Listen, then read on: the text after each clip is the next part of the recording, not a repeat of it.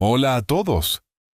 Antes de empezar, nos encantaría que nos saludaras y nos dijeras desde dónde nos estás viendo. Nuestro equipo lee muchísimos más comentarios de los que te imaginas, y de vez en cuando, alguien comparte un recuerdo o unas palabras amables que se quedan con nosotros durante días. Tal vez la historia de hoy también te recuerde a alguien especial. Sin más preámbulos, comencemos. La reunión se canceló a las 8:47 de la mañana. Una sola línea borrada del calendario de Miguel Anderson sin explicación alguna. Se quedó mirando fijamente el bloque de tiempo vacío, y luego hizo algo que no había hecho en años. Apagó su teléfono y salió a la calle bajo la lluvia. El final de octubre en Boston traía un frío muy particular, de esos que no se anuncian con viento ni truenos, sino con una llovizna gris e incesante, que se cuela por el cuello de la chaqueta y no te abandona. Miguel caminó sin rumbo fijo, dejando atrás las torres de cristal de las que poseía acciones, hasta terminar en una parada de autobús donde no tenía razón alguna para estar.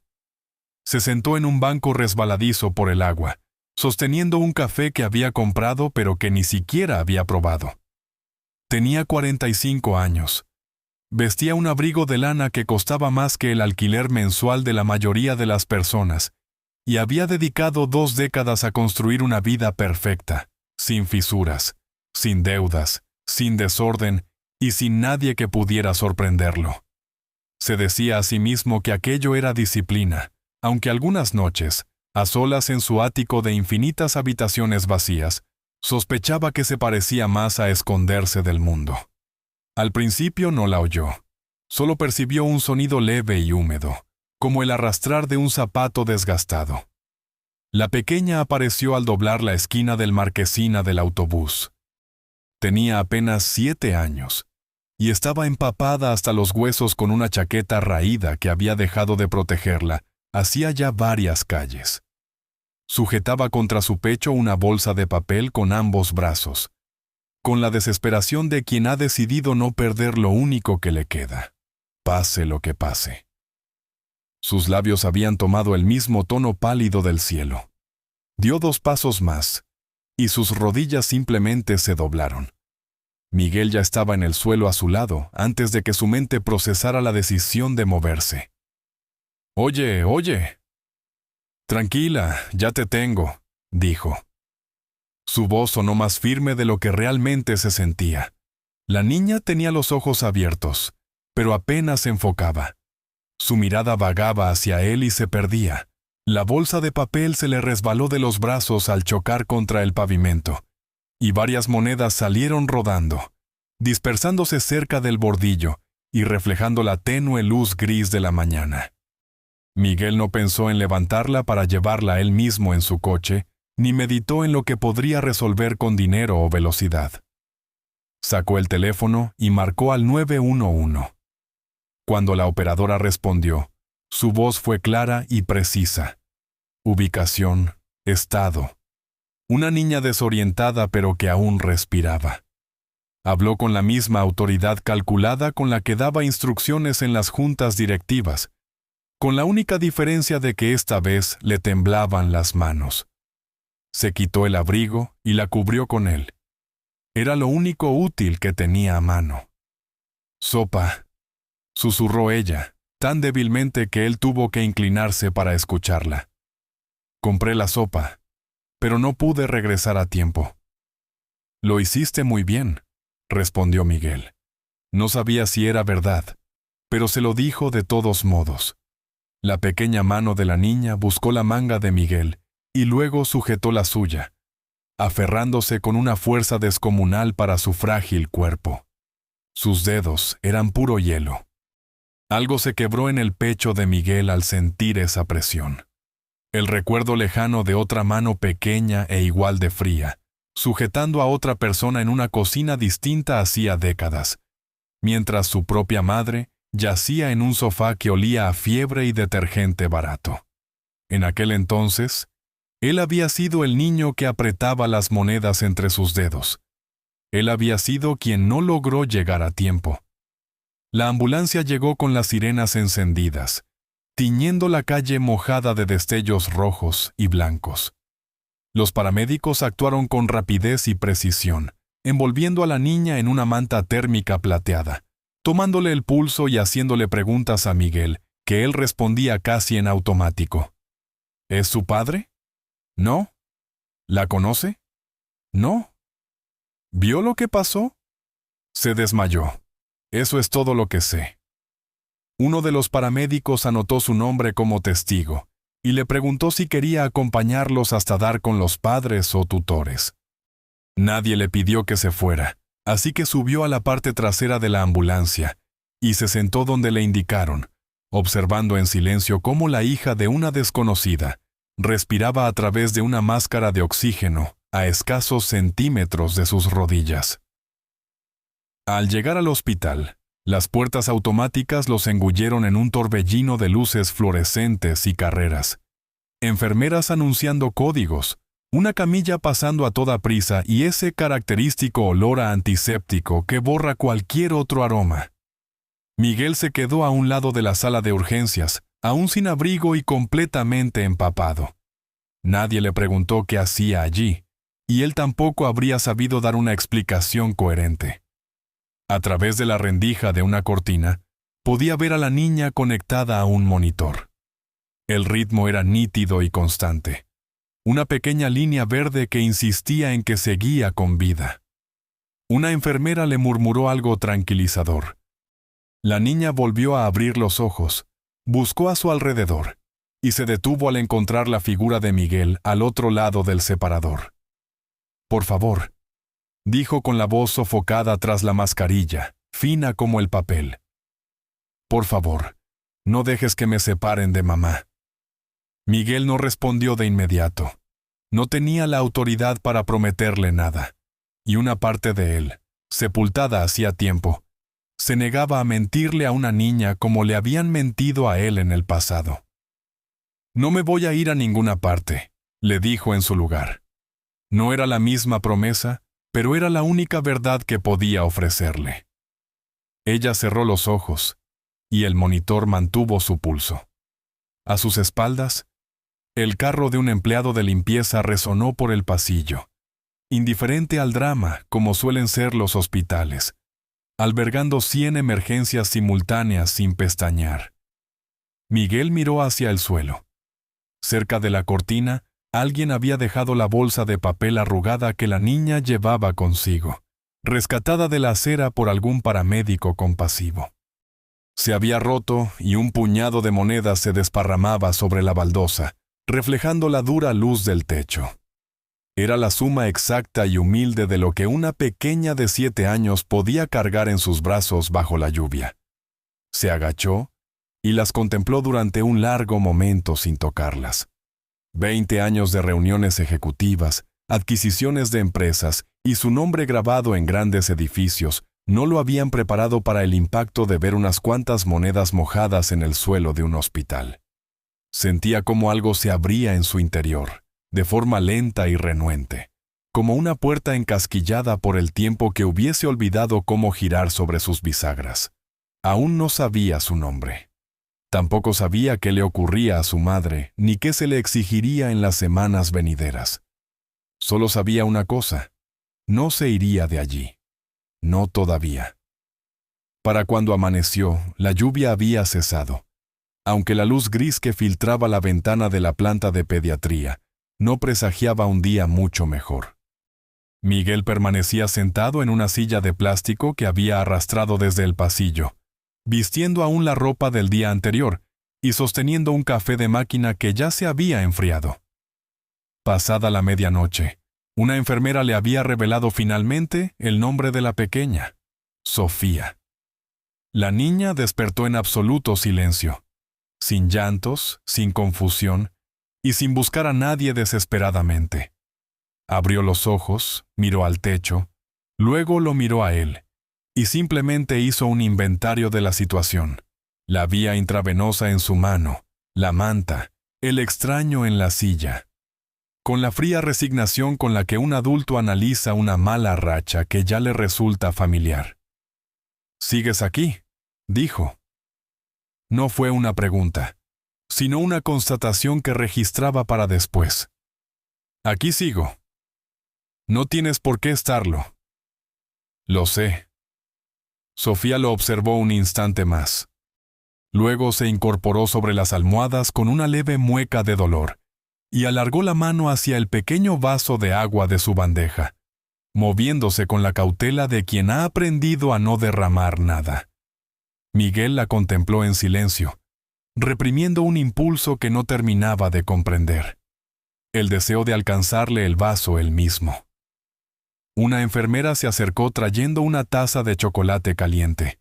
Un pequeño gesto de cortesía del hospital para los niños asustados.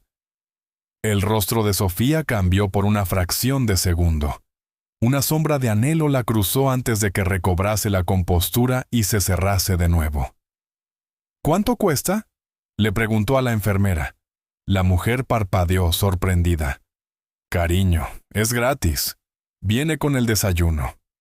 Está bien. Sofía pareció meditar la respuesta poco convencida. Luego buscó debajo de su almohada y sacó una pequeña bolsa de plástico con monedas. Eran las mismas monedas, comprendió Miguel, que se habían esparcido por el suelo de urgencias la noche anterior, y que alguien había recogido para devolvérselas mientras él no miraba. A pesar de lo que le habían dicho, la niña contó el cambio sobre la bandeja, alineando las monedas cuidadosamente con el dedo. Por si acaso, murmuró para sí misma. A Miguel se le hizo un nudo en la garganta. Había visto a altos ejecutivos negociar con más pánico del que mostraba esa pequeña de 7 años al contar monedas de escaso valor, para pagar un chocolate que ya le habían dicho que era gratuito. No necesitas pagar por eso, dijo él con suavidad. Sofía lo miró con una expresión demasiado madura para su edad. Una mirada paciente, como la que se le dedica a alguien que aún no entiende cómo funciona el mundo real. No necesitamos que nos salven, dijo ella. Solo necesitamos un poco de tiempo. Aquellas palabras le cayeron como un golpe en el pecho. No había reproche en ellas, solo una realidad constatada sin victimismo. La clase de frase que un niño solo aprende a decir, tras habérsela oído repetir a un adulto una y otra vez ante caseros, jefes, o cualquiera que se interpusiera en su camino para salir adelante. Miguel no supo qué responder. Nada de lo que dijera sonaría a otra cosa que no fuera caridad disfrazada de consuelo. Y su instinto le decía que la niña calaría esa falsedad en medio segundo. En otra ala del hospital, la madre, Elena, libraba su propia batalla en silencio. Miguel se enteró más tarde por la trabajadora social, después de que Elena, demasiado exhausta para discutir, permitiese que el nombre de Miguel figurase como contacto de emergencia hasta localizar a algún familiar. Tenía neumonía y un agotamiento severo, un cuerpo que llevaba demasiado tiempo funcionando al límite. Elena había perdido su empleo hacía 6 semanas, pero no se lo había contado a nadie. En su lugar, asumió turnos extra en otro trabajo, manteniendo a Sofía alimentada y los servicios pagados, hasta que sus pulmones simplemente se negaron a seguir ocultando el secreto. Miguel encontró un asiento en el vestíbulo desde el que divisaba ambos pasillos, la habitación de Sofía a un lado y la puerta cerrada de Elena al otro. Encendió su portátil porque era lo único que sabía hacer con las manos cuando no hallaba respuestas.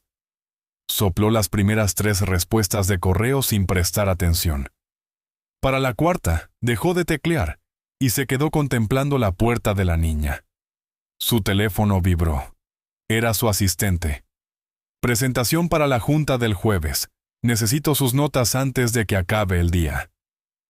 Dejó el teléfono boca abajo sobre su rodilla. Pensó en las monedas alineadas en la bandeja y en una versión de sí mismo a los 8 años, en una cocina lejana, contando el cambio de una lata de café para ver si alcanzaba para la factura de la luz. Aprendiendo, antes de saber multiplicar, que a veces la dignidad consiste en rechazar la ayuda que desesperadamente necesitas. Había pasado 2 décadas asegurándose de no tener que volver a contar monedas jamás. Ahora tenía dinero de sobra, pero hasta la noche anterior no se había dado cuenta de lo poco que eso solucionaba en realidad. El portátil emitió una nueva notificación. Lo miró y cerró la tapa sin leerla. El suave chasquido fue absorbido por el silencio del pasillo. Se levantó, estiró la espalda entumecida por la silla de plástico y caminó hacia la habitación de Sofía, en lugar de regresar a sus correos electrónicos. A través del estrecho cristal de la puerta, la vio sentada en la cama, doblando con esmero una servilleta de papel en un cuadrado cada vez más pequeño. Su rostrito reflejaba una concentración feroz, la misma postura de quien hace cuentas mentales para un alquiler que es demasiado joven para pagar. Miguel se quedó allí durante un largo rato, invisible para ella, permitiéndose sentir lo que había estado evitando desde la parada del autobús. En las últimas 12 horas, la cuidada arquitectura de su vida, sin deudas, sin desorden, sin nadie que pudiera sorprenderlo, había abierto una grieta que ya no estaba seguro de querer sellar. «Pasé 20 años huyendo de esa lluvia fría», murmuró para el pasillo vacío, tan bajo que solo las luces fluorescentes lo escucharon. ¿Por qué demonios estoy caminando directo hacia ella otra vez? No tenía respuesta, pero aún así, empujó la puerta y entró. Al tercer día, los médicos autorizaron a Elena para hacer una breve visita a su casa. No se trataba de un regreso a la vida normal. El doctor aún la quería bajo cuidados de recuperación, y Miguel sospechaba que esa era la única razón por la que la dejaron salir manteniendo la pulsera del hospital en la muñeca. Se movía despacio, apoyando una mano en la pared. Estaba delgada de una forma reciente y no natural. La clase de delgadez que sobreviene cuando te saltas comidas para asegurarte de que alguien más pequeño no pase hambre. Al ver a Miguel esperando cerca del control de enfermería, se detuvo. «Usted es el hombre de la parada del autobús», dijo. No fue un agradecimiento, sino la constatación de un hecho dicho con cautela, como quien aún no sabe qué hacer con esa información. Miguel Anderson. Elena. No le ofreció la mano, no le sobraban las fuerzas para formalidades, y Miguel respetó eso más de lo que habría respetado una gratitud vacía. Me dijeron que Sofía está bien. Necesito ir a buscarle algo de ropa y su tarjeta del seguro médico. No vivimos lejos. La llevaré en coche. No tiene por qué. Lo sé, dijo él, repitiendo sin querer las mismas palabras que Sofía le había dicho 2 mañanas atrás. Elena lo estudió por un instante, con una chispa de duda tras sus ojos cansados, y finalmente se limitó a asentir, demasiado agotada para discutir con la amabilidad, cuando ésta se presentaba sin avisar. El apartamento estaba situado sobre una lavandería, en una calle que el GPS del coche de Miguel no parecía muy entusiasmado en recomendar. Aparcó junto al bordillo y siguió a Elena y a Sofía por una estrecha escalera que olía a suavizante y madera vieja. Sofía subía los escalones de 2 en 2, conociendo de memoria cada crujido, mientras Elena avanzaba más despacio, aferrada a la barandilla y recuperando el aliento a mitad de camino. Por dentro, el suelo era pequeño y pulcro hasta el extremo, lo que de algún modo hacía que los desperfectos fuesen aún más evidentes. Una gran mancha de humedad florecía en una esquina del techo, con un cubo de plástico debajo que de momento estaba vacío, pero que claramente conocía bien su oficio. El radiador emitió un golpe metálico y se apagó. Junto al sofá, un pequeño calefactor eléctrico lucía un trozo de cinta aislante en el cable pelado. Miguel se quedó en el marco de la puerta, sin avanzar hasta que se lo pidieran. Había dedicado su carrera a analizar espacios, calcular ventajas y detectar debilidades en una negociación antes de que la otra parte las mostrase. Le bastaron 4 segundos para evaluar aquel lugar, y lo que vio no tenía nada que ver con la pereza o las malas decisiones. Era el retrato de una mujer con 2 trabajos tratando de mantenerse medio paso por delante de un casero, que se negaba a reparar las averías, en un sistema sin red de seguridad. Sofía desapareció en el cuarto de atrás para buscar un cepillo y un conejo de peluche, al que le faltaba una oreja. Elena revisaba despacio un montón de cartas sobre la mesa, clasificando las facturas con la apatía propia de quien ha dejado de abrir la mayoría de ellas. «Puedo ayudar», dijo Miguel. «Y no me refiero a darle dinero en mano. Puedo hacer algunas llamadas. Hay programas, recursos, personas que...» «No necesito caridad, señor Anderson», lo interrumpió ella. Su voz era firme, con un matiz de firmeza que no había mostrado en el hospital. Dejó el correo sobre la mesa. «Sé cómo se ve esto. Un hombre con un abrigo como el suyo entra en un lugar como este, ofrece dinero y, 2 meses después, siente que le pertenece algo que no compró. Es mi hija y son mis decisiones. Ya me conozco esa historia».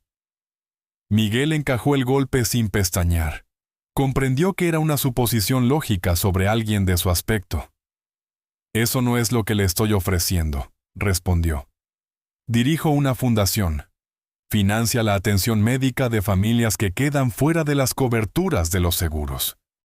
Tratamientos reales, gestionados a través de sus propios médicos, no de los míos. Usted ni siquiera vería mi nombre en los papeles. No es un regalo personal. Es un programa para el que cumple los requisitos formalmente, como cualquiera». Elena lo miró fijamente, sopesando la propuesta, como parecía sopesarlo todo, buscando la trampa, el coste oculto, lo que le exigirían más adelante. Lo que fuera que vio en los ojos de Miguel, la convenció de que no era una emboscada. «Lo pensaré», dijo, lo que para Miguel sonó muy cercano a un sí. Él asintió y no presionó más. Algo en su interior le decía que insistir en ese momento le costaría más de lo que ganaría. Sofía regresó abrazando al conejo tullido contra su pecho, exactamente igual que como había sujetado la bolsa de monedas. Y por un segundo, Miguel superpuso ambas imágenes. Una niña aferrada a las cosas porque dejarlas ir nunca le había traído nada bueno. Su teléfono sonó mientras bajaban la estrecha escalera. Era el número del hospital. Estuvo a punto de dejarlo pasar al buzón de voz, pero acabó respondiendo. «Señor Anderson, habla con la oficina de atención al paciente del hospital. Lo llamo porque su nombre consta como el contacto acompañante desde el ingreso por urgencias». Hubo una pausa formal y cautelosa. «Los servicios de protección de menores han abierto un expediente sobre las condiciones de vida de la menor, Sofía. Dadas las deficiencias de vivienda detectadas en el ingreso, si mañana no hay un entorno estable documentado, la niña tendrá que entrar en un centro de acogida de emergencia mientras se revisa el caso. Un plan de protección temporal bastaría para frenar el proceso, pero debía ser real. Un centro médico adecuado para Elena. Una dirección segura para Sofía, y adultos a los que la administración pudiera contactar sin falsas promesas. Miguel se detuvo en seco en los escalones. Abajo, Sofía se reía de algo que le había dicho su madre. Un sonido limpio y genuino en un hueco de escalera que olía a suavizante y a lluvia vieja.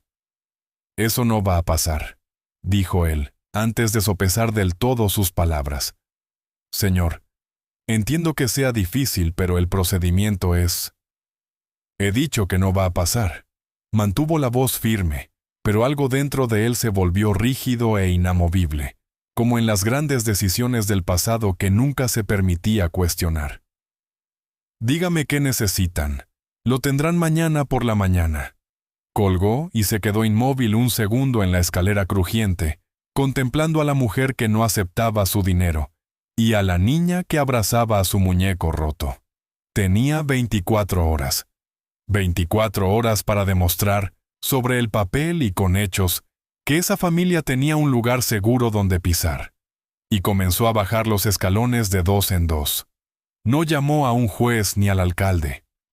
Llamó primero a la trabajadora social del hospital y luego a la directora de su fundación. Esto tenía que hacerse por el conducto oficial, o no protegería a Sofía en absoluto. Los trámites de la fundación se aprobaron a las 9:00 de la mañana siguiente, con una rapidez que Miguel no había visto jamás en su propio departamento jurídico. Elena fue trasladada a un centro de recuperación al otro lado de la ciudad, un edificio tranquilo de ladrillo con luz natural en las habitaciones, bajo un programa que cubría su tratamiento a través de sus propios médicos. Su nombre ingresó en el expediente como el de cualquier otra paciente, sin notas de prensa ni placas de agradecimiento. Miguel se aseguró de ello personalmente. Era la primera vez en años que se esforzaba tanto por mantener su nombre en el anonimato. Al mediodía, la trabajadora social ya tenía un plan de protección por escrito para los servicios infantiles. Elena se recuperaría en la clínica. Sofía podría permanecer cerca de ella mediante el programa de apoyo familiar del centro y, una vez que Elena tuviera el alta ambulatoria, una entidad de vivienda de transición le facilitaría un piso pequeño con calefacción, cerraduras funcionales y ventanas que cerraban bien. No fue un milagro. Fue burocracia, firmas y personas haciendo su trabajo a tiempo antes de que una niña pagara el precio de la burocracia. Miguel no desapareció una vez resueltos los papeles, lo cual lo sorprendió a él más que a nadie. A la tarde siguiente se presentó en la sala de espera familiar con una bolsa de tela en lugar de su maletín. Dentro había un par de calcetines de lana de la talla que había calculado a ojo, y en la que casi había acertado. Una lata de galletas, 2 bolsitas de té, una manta gris suave empaquetada, y un cuaderno de dibujo junto a una caja de lápices de colores. Nada ostentoso, nada que desentonara en un mercadillo benéfico. Había pasado 20 minutos en el pasillo de una tienda escogiéndolo, más tiempo del que solía dedicar a aprobar inversiones de 7 cifras.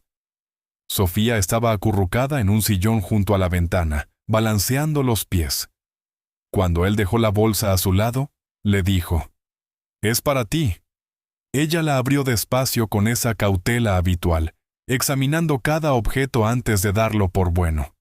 Los calcetines le sacaron una sonrisa sincera, mella y despejada. La primera sonrisa real que Miguel le veía. Se los puso sobre los que ya llevaba. «Calientan», informó, moviendo los dedos de los pies. «Qué bien». Se comió las galletas que él le ofreció con una prisa propia de quien lleva días sin probar bocado, aunque a él le constaba que en el hospital la habían alimentado. Viejos hábitos, pensó Miguel. Comer rápido por si la comida desaparece.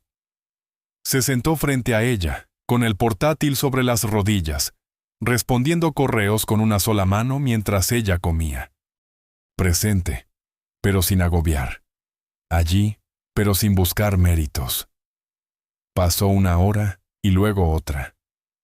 Atendió llamadas con voz baja desde el pasillo para no distraerla mientras dibujaba. El rasgar de los lápices sobre el papel era constante, y la niña apretaba la lengua entre los dientes por la concentración. «Terminado», anunció finalmente, tendiéndole la hoja con ambas manos, como quien entrega algo que ha decidido dejar de ser privado. Era una casa, una estructura cuadrada con tejado triangular y una chimenea torcida, dibujada con los trazos firmes y desiguales de una niña de 7 años que no pretendía impresionar a nadie. Al lado había 3 figuras. Una mujer con pelo largo castaño, indudablemente Elena. Una figura más pequeña con sonrisa sin dientes, la propia Sofía, y una tercera figura más alta, dentro de un rectángulo azul que pretendía ser un abrigo, situada tan cerca de las otras 2, que sus manos de trazo simple casi se tocaban. Miguel la contempló durante un largo momento antes de confiar en su propia voz. ¿Ese soy yo? Sofía asintió con naturalidad, mientras buscaba un lápiz verde para el césped. Claro, eres el que no se fue. Él no dijo nada de inmediato. Aparte el portátil, Cerró la tapa sin terminar la frase que tecleaba y se limitó a mirar el dibujo entre sus manos. Una casa en la que nunca había vivido, una familia sobre la que no tenía derecho legal, y su propio contorno azul integrado allí como si formase parte del lugar. Algo en él, que llevaba ejecutando un análisis de coste-beneficio desde la parada del autobús. ¿Cuánto le llevaría esto? ¿Cuán lejos llegaría? ¿Cómo sería la salida? Simplemente dejó de calcular. No quería una salida. Deseaba, con una claridad que lo desconcertaba, ganarse un sitio permanente en el dibujo a ceras de aquella niña. «Me gusta mucho», dijo al fin, sintiendo que sus palabras se quedaban cortas para lo que sentía. Sofía se encogió de hombros, indiferente, pasando al siguiente detalle. Un sol en la esquina con rayos trazados con esmero. Los niños no necesitan que los adultos digan las palabras perfectas. Necesitan que se queden en la habitación. Él estaba empezando a entender la diferencia. La lluvia volvió a repicar contra la ventana con un ritmo suave. En algún lugar del pasillo, el carro de una enfermera pasó haciendo ruido. Sofía bostezó, luchando contra el cansancio y parpadeando para no dormirse. «No tienes que quedarte si estás ocupado, señor Miguel», murmuró, con la voz pesada. «Todo el mundo se ocupa al final». Lo dijo sin reproche, como un hecho aprendido temprano y bien, igual que aprendió a contar monedas y a doblar servilletas. En su corta vida, alguien le había enseñado que la presencia de los demás era condicional, que la gente se marcha cuando resulta incómodo. Y ella había absorbido la lección como los niños absorben lo que más les duele. En silencio. Miguel colocó el dibujo con cuidado en la mesilla de noche, alisando una esquina doblada con el pulgar. «Estoy aquí, Sofía», dijo. «No me voy a ningún lado». Ella ya estaba medio dormida, pero su mano buscó el borde de la manta que él le había traído, y se la tapó hasta el hombro. Un gesto confiado que parecía haberle costado conceder. Afuera, un trueno lejano resonó sobre la ciudad, y los cristales vibraron levemente. Miguel se quedó inmóvil en la penumbra, con el dibujo de una familia ajena apoyado contra la lámpara, comprendiendo, con una mezcla de vértigo y alegría, que acababa de hacer una promesa que pensaba cumplir. Las 2 semanas siguientes se solaparon suavemente, como ocurre cuando la vida se reorganiza en torno a algo nuevo. Miguel seguía yendo a la oficina por las mañanas, atendiendo llamadas y revisiones trimestrales, pero a las 4 de la tarde ya estaba de vuelta en la clínica, con el abrigo al brazo y un café de papel que esta vez sí se tomaba. Aprendió las rutinas del lugar como antes. Aprendía las dinámicas de las grandes empresas. ¿Qué enfermera prefería el café solo? ¿Qué silla de la sala familiar tenía un muelle molesto? ¿Y a qué hora a Sofía se le agotaba la energía? Y solo necesitaba tranquilidad, sin entretenimientos, solo a alguien en la habitación. Le leía por las noches. Al principio no se le daba bien. Su voz era demasiado plana, acostumbrada a dar cifras y no a contar cuentos, pero Sofía lo corregía sin piedad. «Tienes que hacer la voz del lobo». Y él aprendió. Le compró una caja nueva de lápices cuando los primeros se quedaron en tocón y un cuaderno con tapas duras para que las hojas no se doblaran en su mochila. Lo más difícil, descubrió, no era dar, sino saber quedarse quieto. Miguel llevaba 2 décadas resolviendo problemas a base de inyectar recursos rápidamente para no tener que habitar en la incomodidad de la incertidumbre. Aquí no había nada que acelerar con dinero. La recuperación de Elena llevaba su propio ritmo, lento y desigual. Días mejores y días alarmantes. A Miguel solo le quedaba estar presente y esperar, lo que resultó ser un trabajo en sí mismo, uno que nunca había practicado. Las enfermeras lo notaron, en especial una llamada Priya, que lo había mirado con abierta desconfianza la primera semana. Un hombre rico con un interés repentino en una familia humilde. Ella también conocía esa historia, pero pronto empezó a dejarle una taza de café extra en la barra sin que se lo pidiera. Una pequeña muestra de confianza, ganada de la única forma posible, una tarde anodina tras otra. Priya no decía mucho, solo dejaba la taza y continuaba sus rondas, pero Miguel entendió el gesto. En esas 2 semanas había dejado de ser un extraño con chequera para convertirse en una presencia familiar en el pasillo. Y ese cambio no lo había logrado ningún gran cheque, sino el simple hecho de no marcharse. Una tarde, mientras esperaba a que concluyera la evaluación de Elena, Miguel vio su reflejo en el cristal oscuro de la ventana de la clínica, superpuesto a las luces del aparcamiento exterior. Casi no reconoció al hombre que lo miraba. El abrigo elegante seguía ahí, pero había algo distinto en su rostro. Menos armadura, un cansancio maduro que no parecía agotamiento, sino el pozo de estar usando la vida para algo que merecía la pena. Pensó en el hombre que se había sentado en aquella parada de autobús 2 semanas atrás, con el café intacto, esperando nada en particular. Aquel hombre habría gestionado esto de otra manera: un cheque firmado, una llamada telefónica y un problema resuelto desde una distancia de seguridad. El hombre de ahora estaba de pie en el pasillo de un hospital a las 7 de la tarde, porque deseaba estar allí. Y el propio deseo era la parte más extraña de todas. Había pasado 20 años perfeccionando el arte de ser intocable. Allí de pie, comprendió con un alivio sereno que había dejado de intentarlo. Sofía lo encontró junto al cristal y le deslizó la mano entre las suyas sin pedir permiso. Los dos miraron el mismo reflejo un instante antes de que ella lo tirara suavemente hacia la puerta de Elena. Elena dormía cuando entraron, reclinada sobre las almohadas, respirando con más facilidad de la que había tenido en días. Sofía se subió con cuidado a los pies de la cama, evitando rozar el suero, y se acurrucó observando el pecho de su madre subir y bajar. «Está luchando», susurró Sofía sin apartar la vista del rostro de Elena. «Lo siento», como si supiera que la estamos esperando. Miguel se sentó en la silla junto a la cama, lo bastante cerca como para extender la mano si alguna de las dos lo necesitaba, y no dijo nada, porque no había nada que añadir a una verdad tan pura. La habitación quedó en silencio, salvo por el suave ritmo de la respiración de Elena y el tic-tac del reloj de pared.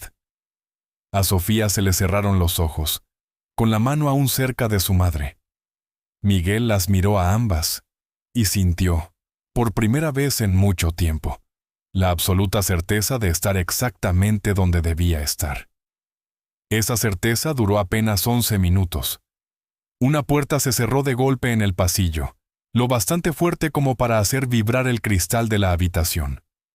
Siguieron unos pasos pesados y rápidos, avanzando con la brusquedad de quien nunca ha considerado que en un hospital se deba guardar silencio. Una voz fuerte resonó tras la puerta, destemplada y agresiva, discutiendo con alguien que aún no había respondido. Los ojos de Sofía se abrieron de golpe. Miguel ya estaba de pie antes de ser consciente de haberse levantado. «¿Dónde está?», exigía la voz, cada vez más cerca, ignorando lo que la enfermera del control intentaba decirle para frenarlo. «Me da igual quién pague sus cuentas. Es mi hija y me la llevo a casa».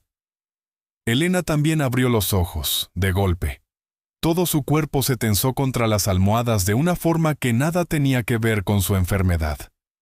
Miguel vio cómo el color desaparecía de su rostro y cómo su mano apretaba la muñeca de Sofía, no con un gesto de consuelo, sino por puro instinto de protección.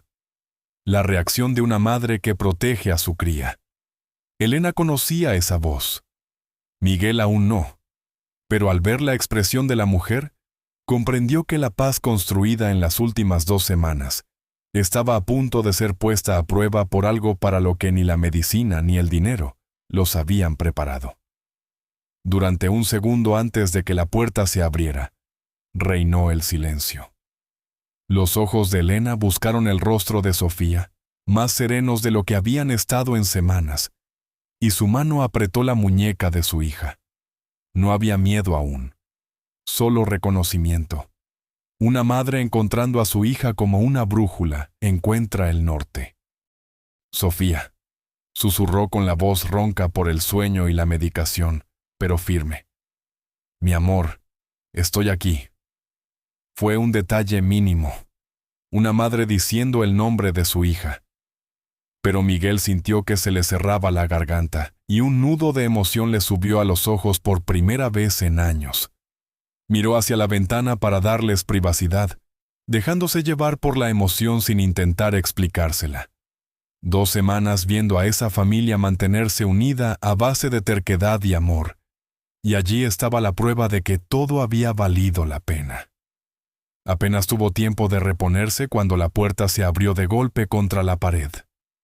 El hombre que entró ocupaba el marco como si esperase que la habitación se reordenase a su alrededor. El análisis de Miguel fue automático, fruto del instinto pulido en 1000 mesas de negociación. Un corte de pelo caro en una facha ordinaria. Una chaqueta de cuero que intentaba aparentar más de lo que era, y manos inquietas que no habían sostenido nada de valor en mucho tiempo. Jacobo. Miguel no necesitó la cara de Elena para confirmarlo, aunque el rostro de ella se lo confirmó de todos modos. Palideció y luego se endureció, transformando el miedo en una coraza conocida. Ella ya había pasado por esto. Vaya, dijo Jacobo mirando a su alrededor, evaluando las flores, el confort de la clínica y a Miguel de pie junto a la cama como si fuera de la familia. Parece que algunos viven muy bien. Prilla se mantuvo en el marco de la puerta, con la mano cerca del botón de asistencia. Aquella habitación no se convertiría en un escenario privado. Vete. La voz de Elena era débil, pero no tembló. Las cosas no funcionan así, Elena. Dijo él su nombre con desfachatez, como si 5 años de ausencia no hubieran ocurrido. Me enteré de que te echaste un novio rico. Me dijeron que hasta ha estado soltando billetes por mi hija. Esas cosas se saben. Ella no es... Elena empezó a hablar, pero se detuvo, exhausta por una discusión que ya había tenido y perdido demasiadas veces. Miguel dio un paso al frente, sin elevar la voz, interponiéndose entre Jacobo y la cama de forma natural. No creo que nos conozcamos. Jacobo Reyes, el padre de Sofía, dijo él con una firmeza posesiva que hizo que Miguel apretara la mandíbula. ¿Y tú quién eres? Un amigo de la familia. Un amigo. Jacobo torció la boca con burla. Bonita forma de llamarlo. Sofía se había quedado completamente inmóvil en la cama, observando al desconocido con una expresión que Miguel no le había visto nunca. No era miedo exactamente, sino la actitud de una niña que ha aprendido a hacerse invisible cuando cierto tipo de adulto entra por la puerta. No dijo una sola palabra. No le hizo falta. Miguel la vio encogerse sobre sí misma y comprendió, con más fuerza que con cualquiera de las amenazas de Jacobo, lo que le habían costado esos 5 años de abandono y lo que su regreso pretendía arrebatarle. Tengo un abogado, continuó Jacobo, paseándose un poco y disfrutando de ser el centro de atención. Presenté una solicitud de custodia de emergencia esta mañana. El abandono es cosa de 2, Elena. Dejaste a la niña en manos de un extraño con los bolsillos llenos. Eso no le va a parecer muy adecuado a un juez. Llevas 5 años sin llamar, dijo Elena. Su voz se quebró esta vez, no por debilidad, sino por la rabia que abría paso a través del cansancio. 5 años, Jacobo. Ni un cumpleaños, ni una llamada. No puedes aparecer aquí y usar la palabra padre, como si significase algo. Pues ahora estoy aquí. Se encogió de hombros, como si las cuentas salieran solas, como si el afecto pudiera exigirse a voluntad tras un lustro de silencio.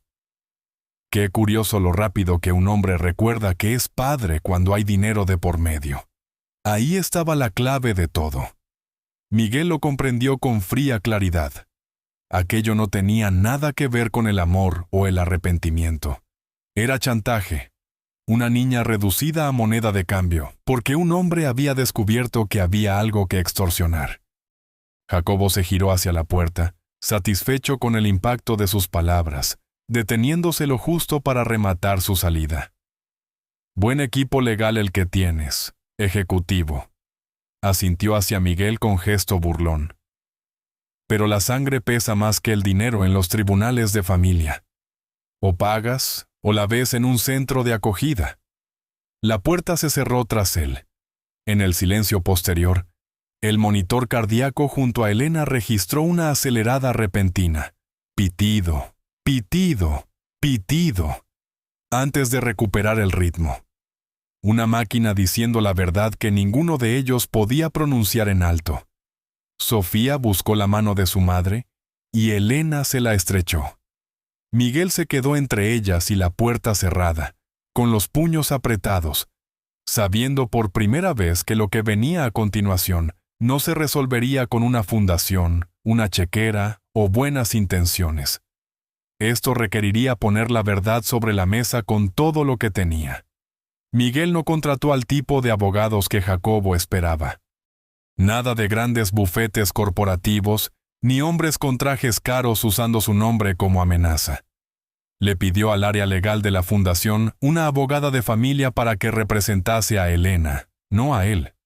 Luego contrató a una investigadora, una paralegal jubilada llamada Dorotea, que trabajaba en una oficina modesta y que solo devolvía las llamadas cuando tenía algo relevante que decir. 3 días después, Dorotea lo llamó con una carpeta en la mano. Jacobo Reyes debía 4 años de pensión alimenticia en 2 estados distintos. Acumulaba un historial de empleos breves abandonados en cuanto la justicia embargaba su sueldo. Y en una captura de pantalla que Elena no había mostrado a nadie por vergüenza, figuraba una serie de mensajes de texto de hacía 2 semanas, donde Jacobo tanteaba el terreno, sugiriendo una cifra de dinero a cambio de desaparecer de nuevo. Miguel los leyó una vez, cerró la carpeta y condujo directamente al apartamento. Elena y Sofía se habían mudado allí esa misma semana. Tan pronto como la clínica le dio el alta ambulatoria a Elena, se instalaron en una vivienda de transición luminosa facilitada por el programa de la fundación. Sin condiciones, sin cámaras y sin el nombre de Miguel en el contrato. No era el piso con filtraciones sobre la lavandería. Este tenía radiadores que funcionaban y ventanas que cerraban de verdad. Era su hogar. Encontró a Elena en la mesa de la cocina, frente a una taza de té que se enfriaba, con el temor marcado en los hombros. Él dejó la carpeta sobre la mesa sin rodeos. «Esto no me corresponde usarlo a mí», dijo. «Es tuyo, para que hagas lo que consideres oportuno». Elena la abrió despacio. Su rostro no cambió mucho al leer. Había aprendido hacía tiempo a no mostrar sus cartas, pero su mano se detuvo al llegar a los mensajes de texto. «Quiere dinero para desaparecer», dijo en voz baja. No a ella. Dinero. Lo sabía. Siempre lo supe.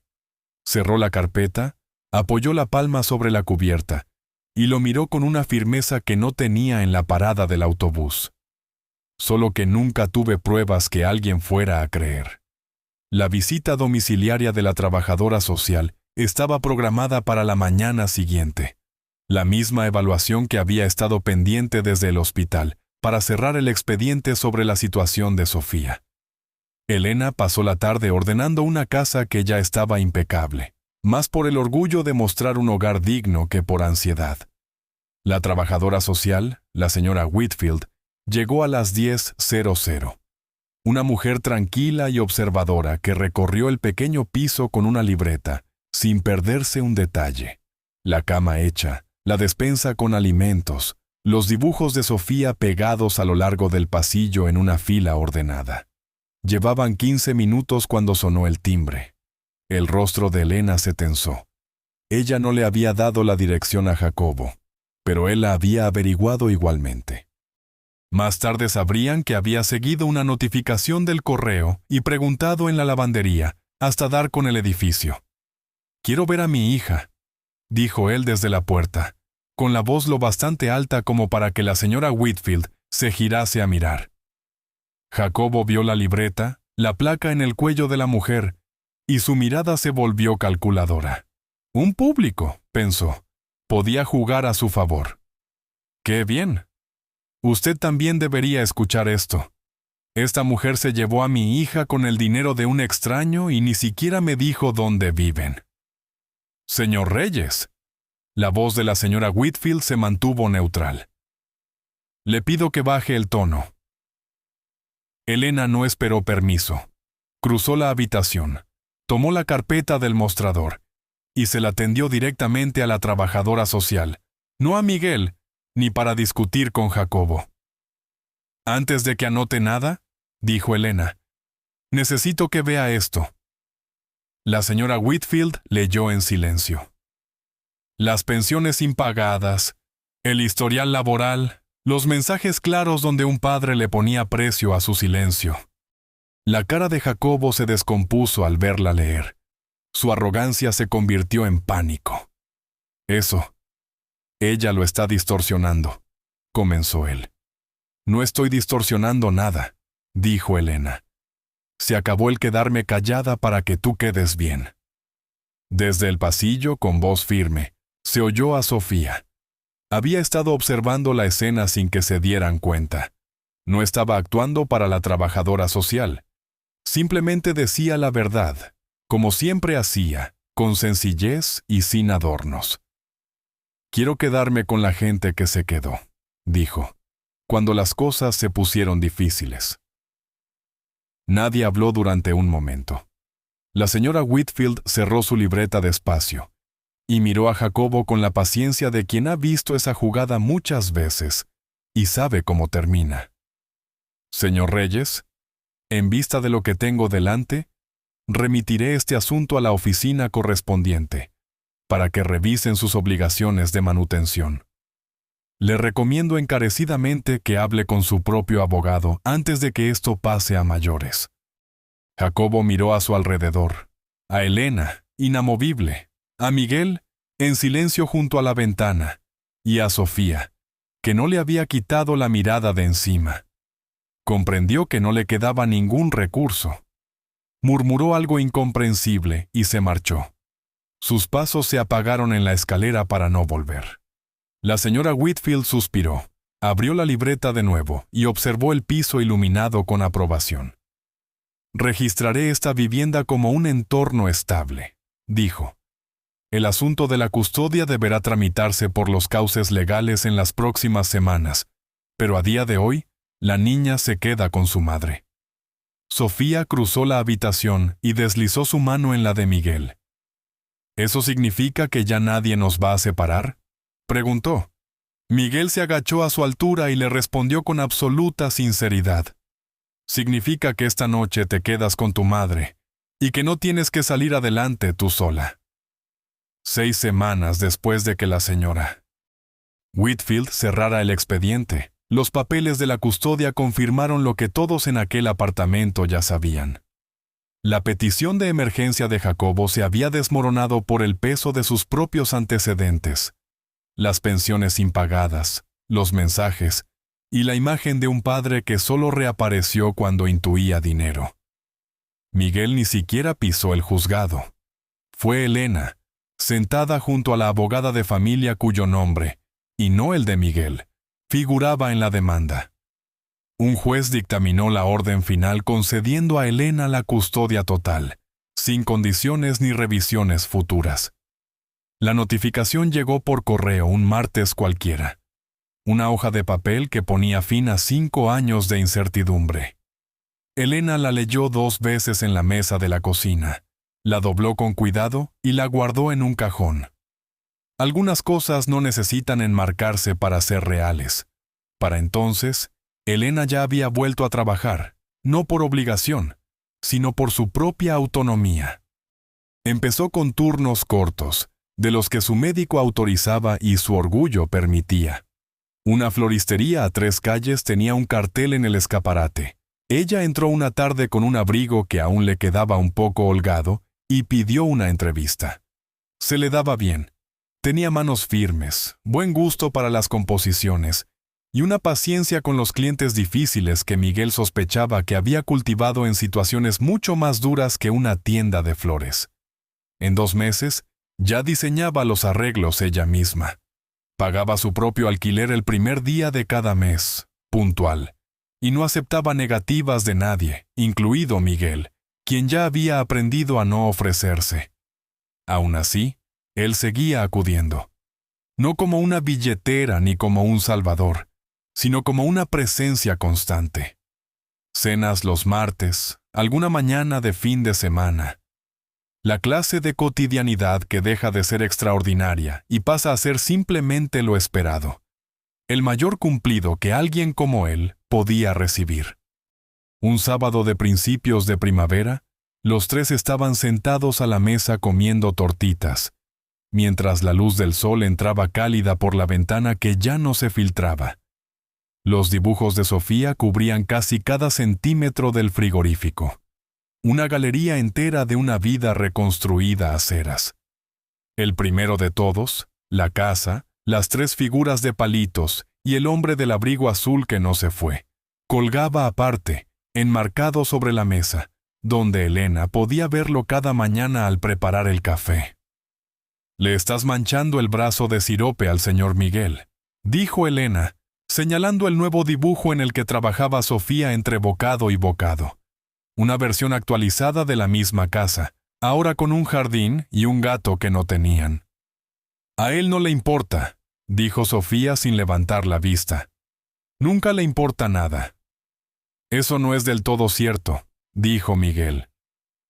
Sofía le sonrió, embarrada de sirope y sin la menor preocupación, porque los dos sabían que en el fondo tenía razón. Esa tarde caminaron hacia el parque cercano. Uno de esos recados sencillos de sábado, que Miguel antes habría llenado con conferencias telefónicas, y que ahora ocupaba viendo a Sofía correr hacia los columpios, pidiéndole a voces que le tomara el tiempo. Elena caminaba a su lado, en silencio, con las manos en los bolsillos de su abrigo, contemplando a su hija con el alivio de quien ya no tiene que calcular el coste de cada día bueno. Antes guardaba la mitad de su merienda en el colegio, dijo Elena sin mirarlo, por si no había cena. Me enteré por una profesora, no por ella. Nunca me lo dijo. Miguel no dijo nada. No había palabras que no restaran valor a aquello. Ya no hace eso, continuó Elena. La semana pasada encontré envoltorios de caramelos en su mochila. Se los había comido todos. Se rió con un sonido suave y sorprendido. Creo que nunca me había alegrado tanto de ver basura en mi vida. Miguel sonrió viendo a Sofía subir por la escalera del tobogán.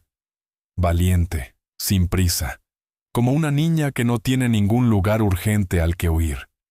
La mano de Elena rozó la suya en el camino. Un roce casual al principio, o lo bastante parecido como para que ninguno de los dos lo cuestionara. Ninguno se apartó. Los dedos de ella buscaron los suyos y caminaron el resto del trayecto así, con las manos entrelazadas, sin necesidad de decir nada oficial. Sofía bajó corriendo por el camino hacia ellos, sin aliento y con las mejillas sonrosadas por el frío. Sin frenar, agarró una mano de cada uno y se balanceó un instante en el aire entre los 2 adultos, riéndose de nada en particular. La risa limpia de una niña que por fin ha dejado de prepararse para el próximo golpe.